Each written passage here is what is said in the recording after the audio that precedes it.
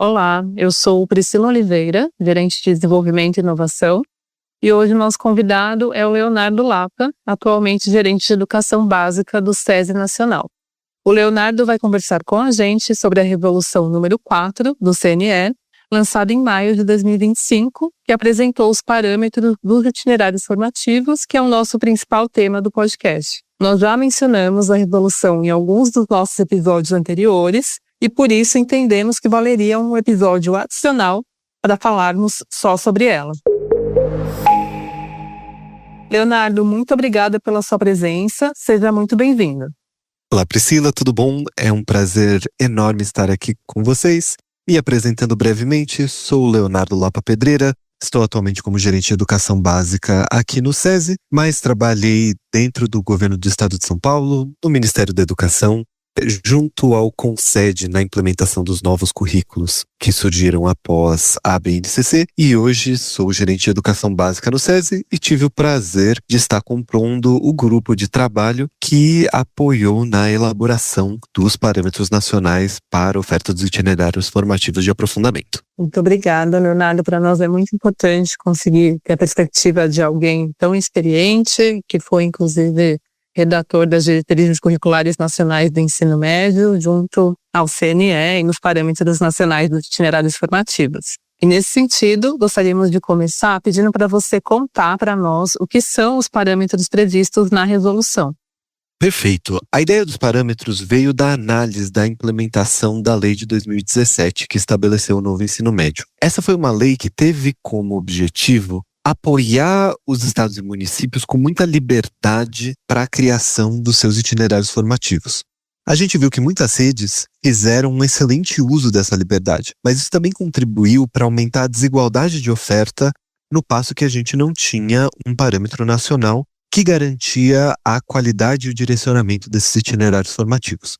Quando a lei foi reformada em 2024, houve uma expectativa de que a nova implementação da política trouxesse parâmetros mais claros e objetivos mais direcionados sobre o que é um itinerário formativo, qual é o seu objetivo e como que as redes devem fazer essa oferta de forma a garantir um conjunto mínimo de competências comuns a serem desenvolvidas nessa etapa do ensino médio. E os PNIFAs, os Parâmetros Nacionais para a Oferta dos Itinerários Formativos, foi essa concretização dessa ânsia por ter comum do que precisa ser ofertado para todos os estudantes do ensino médio que estão fazendo itinerários formativos de aprofundamento. Leonardo, você comentou que as mudanças na resolução no ano de 2024 tiveram o principal objetivo de organizar, digamos assim, didaticamente, a oferta e criação dos itinerários. Se uma rede ou uma escola, quiser criar um itinerário formativo, o que ela deve fazer? Quais são as etapas e elementos para se criar um itinerário alinhado às normativas? Excelente. A nova resolução deixa muito mais claro o que é o passo a passo de criação de um itinerário formativo. Primeiro, que ela divide em dois tipos de itinerário. Existem os itinerários formativos de aprofundamento, que são os itinerários propedêuticos, e existem os itinerários de formação técnica e profissional. Vamos aprofundar hoje mais nos itinerários formativos propedêuticos, que são 600 horas do currículo que devem ser de escolha do estudante. Ou seja, o estudante deve poder escolher entre, no mínimo, 2 itinerários formativos. Eles são organizados através de 3 grandes elementos. 4 eixos estruturantes que organizam o itinerário e que todos devem ser abordados. Esses 4 eixos já vêm da resolução de 2017, mas foram atualizados com base em conversas junto com professores e especialistas. Para dentro desses 4 eixos, existe um conjunto de 10 competências comuns que todo itinerário propedêutico, o itinerário formativo de aprofundamento, deve desenvolver. E, para além dessas competências comuns, para cada área de conhecimento que compõe o itinerário, existe um conjunto de 5 a 6 objetivos de aprendizagem que também precisam ser desenvolvidos. Então, o que a resolução deixa claro é que 4 eixos precisam ser trabalhados, 10 competências precisam ser desenvolvidos e um conjunto de objetivos precisa ser alcançado a depender da área de conhecimento que o itinerário trabalha. Leonardo, você comentou que na resolução aparecem os tipos de itinerários, os critérios para a organização, né, as competências comuns, as áreas do conhecimento, os eixos. E no documento de resolução também aparecem os objetivos de aprendizagem. Então, gostaria que você comentasse qual é a relação desses objetivos com o que está previsto na BNCC. Excelente. Os itinerários formativos de aprofundamento, como o próprio nome já diz, são um aprofundamento das competências e habilidades que estão previstas na BNCC. Então, um itinerário, por exemplo, de matemática, deve dar um passo além do que está descrito na Base Nacional Curricular Comum, que olha para a parte comum do currículo, né? Atualmente as 2.400 horas, e os parâmetros nacionais dos itinerários formativos de aprofundamento trazem os objetivos de aprendizagem que têm que ser desenvolvidos nessas 600 horas. Então, o que acontece é que a gente tem a BNCC descrevendo o que acontece nas 2.400 horas da formação geral básica e os itinerários formativos de aprofundamento trazendo os objetivos dos parâmetros e, é claro, contextualizando eles para as realidades locais através de um conjunto de competências comuns e objetivos de aprendizagem. Léo, eu gostaria de saber, dada a sua resposta, o que muda na prática?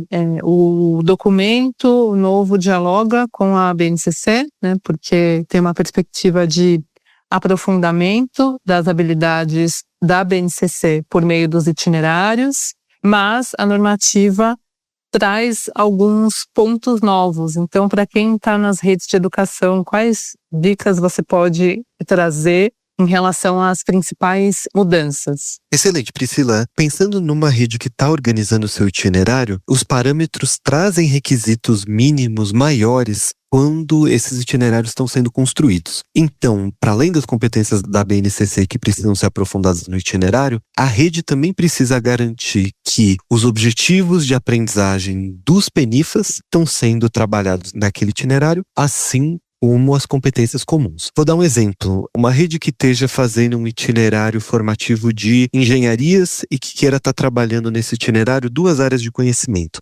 matemática e ciências da natureza. Essa rede vai ter que checar na resolução o conjunto de objetivos de aprendizagem de matemática e o conjunto de objetivos de aprendizagem de ciências da natureza que precisam estar sendo desenvolvidos pelos estudantes até o final daquele itinerário, além dos elementos da BNCC que são aprofundados. Isso significa que na construção do currículo, ele precisa ter esse olhar duplo, não só para a BNCC, mas também para os PENIFAS, e construir um currículo que atenda às necessidades e ânsias da sua rede, que seja debatido com a comunidade educacional, mas que também garanta que o estudante termine o seu itinerário desenvolvendo esse conjunto de competências comuns e objetivos de aprendizagem que constam no PENIFA.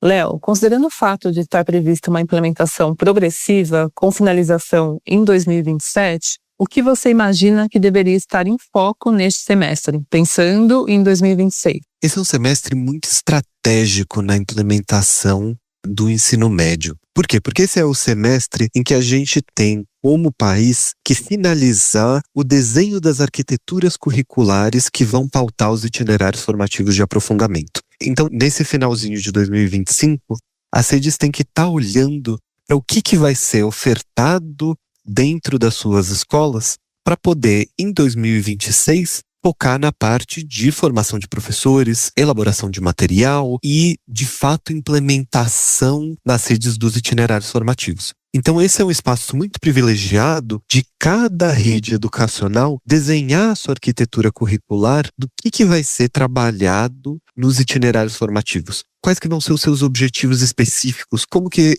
essa contextualização vai acontecer para garantir que as especificidades locais estão sendo contempladas? Como que se desenham itinerários agora pautados nos parâmetros nacionais para os itinerários formativos do aprofundamento? Isso vai ser absolutamente imprescindível de ser feito de forma coletiva e dialogada com toda a comunidade educacional, professores, estudantes, um meio produtivo, para encontrar itinerários que sejam engajantes para os estudantes, que apoiem as fortalezas dos professores e que desenvolvam, de fato, um conjunto de estudantes que vão ser o futuro da sociedade brasileira.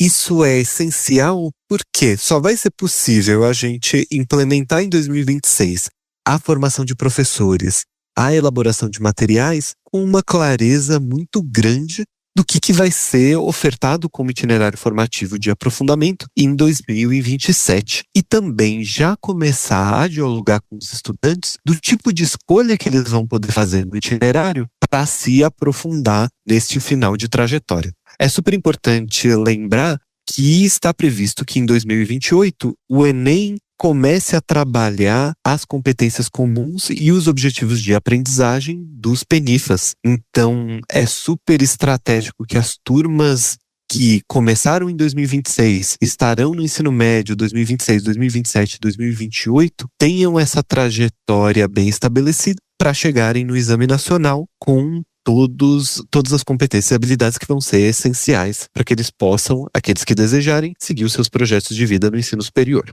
Te escutando, Léo, entendo que as redes têm um desafio imediato de planejamento, já pensando na oferta dos itinerários em 2026. Então, eu gostaria que você, nesse finalzinho do podcast, trouxesse as principais orientações e informações sobre os itinerários presentes na normativa que podem colaborar com esse desafio das redes nos próximos momentos.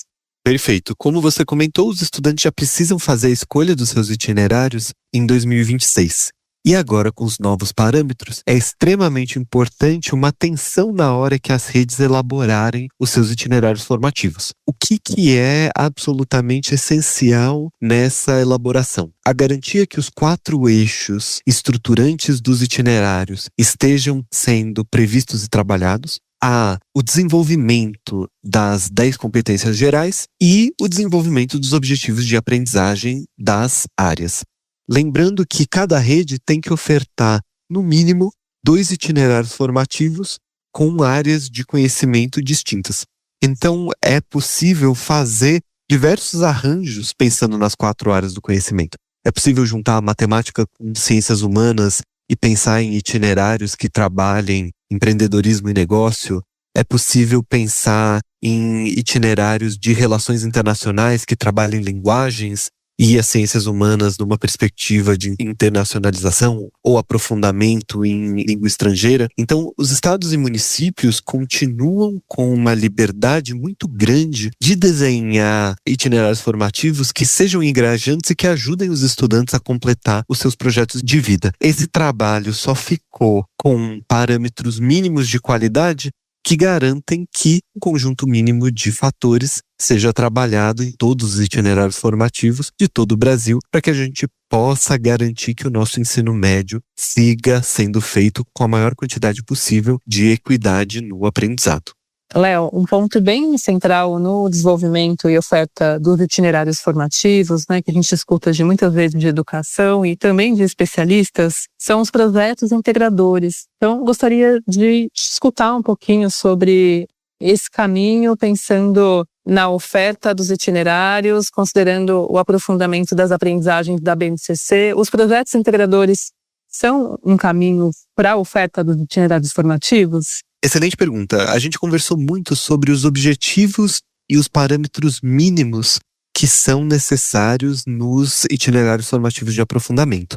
Os projetos integradores entram no âmbito das abordagens metodológicas inovadoras que se espera dos itinerários formativos de aprofundamento. O que eu quero dizer com isso? O nosso objetivo é que o itinerário desenvolva competências mais complexas e trabalhe com abordagens muito engajantes para os estudantes. Então, os projetos integradores tentam ser um caminho para uma abordagem interdisciplinar que traga elementos como pesquisa, extensão, projetos de intervenção sociocultural, aprendizagem colaborativa, seminários, oficinas, esse tipo de abordagem metodológica que coloque o estudante como protagonista e como criador de mudança dentro da sua sociedade. Então a ideia é que o projeto integrador perpassa muitos dos componentes curriculares e é uma forma de desenvolver as competências comuns e os objetivos de aprendizagem que estão estabelecidos nos PENIFAS. A gente está estimulando muito com que as redes tragam estudo de caso, imersões, recursos como gravação de filmes e músicas, desenvolvimento de artigos,